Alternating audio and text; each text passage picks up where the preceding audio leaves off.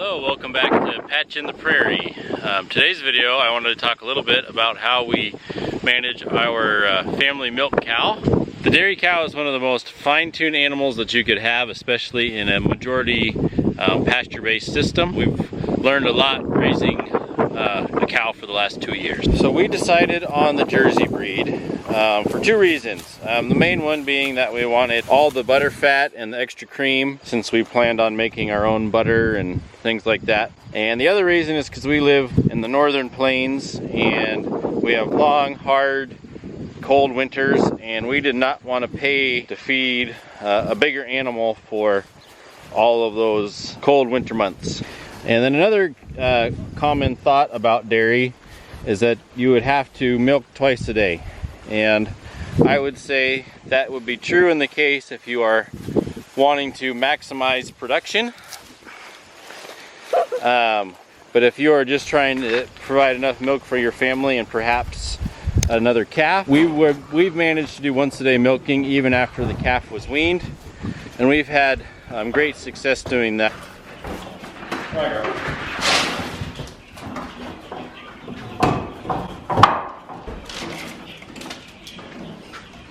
So when we milk, one of the things that we've noticed is our cow will only kick when she's been bothered by flies. So we made a homemade fly spray.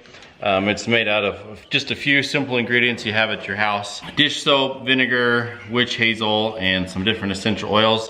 And it gives very short-term relief. It does help us while we're milking, just to keep her comfortable and reduce any chance of the milk bucket getting knocked over. So then the next step is we gotta just clean off her udder. So we just use dish soap and some warm water, wipe things down really good.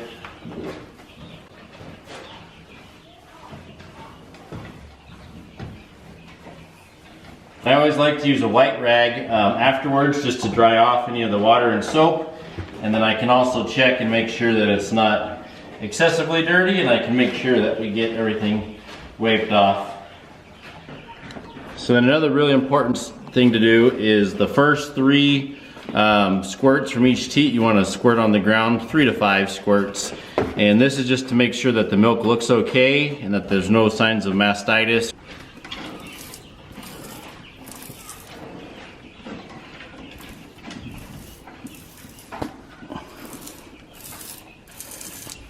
I have a little bit of dairy experience before we had our own family milk cow. I had milked cows for a summer while I was in college, and so I learned a little bit about mastitis and identifying that and treating that. And then a second job that I had after college, I actually worked on an organic pasture-based dairy just for a few months.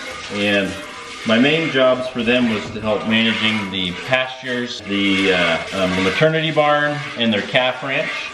So there's a lot of things that I didn't learn about dairy, but I knew just enough to get myself in some trouble. Another helpful tip would be to have 2 milking buckets. So the one that you are currently milking into, and then another one that you're dumping into. That way, if something happened, like the cow put her foot in your bucket or kicked it over or somehow got it dirty, at least you would only be losing the milk that's in your smaller bucket, and you wouldn't have lost your whole milking collection for that day. Our cow is mainly grass-fed, pasture-fed. We do provide a little bit of grain every time we milk, and I think that's pretty important for 2 reasons. One, it helps her to stand calmly. And 2 is that most modern dairy genetics these days are not going to be able to thrive on just grass alone.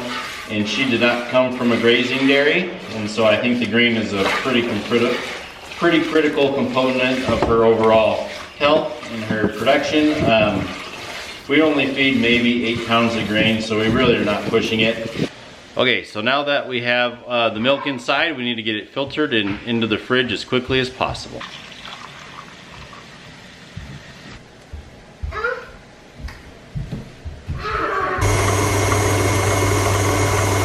Then we use the milk to make lots of butter.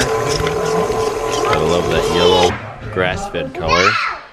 And we make yogurt, and if we're lucky, we get to make some ice cream. And we have made a little bit of cheese, but it's not a regular practice of ours.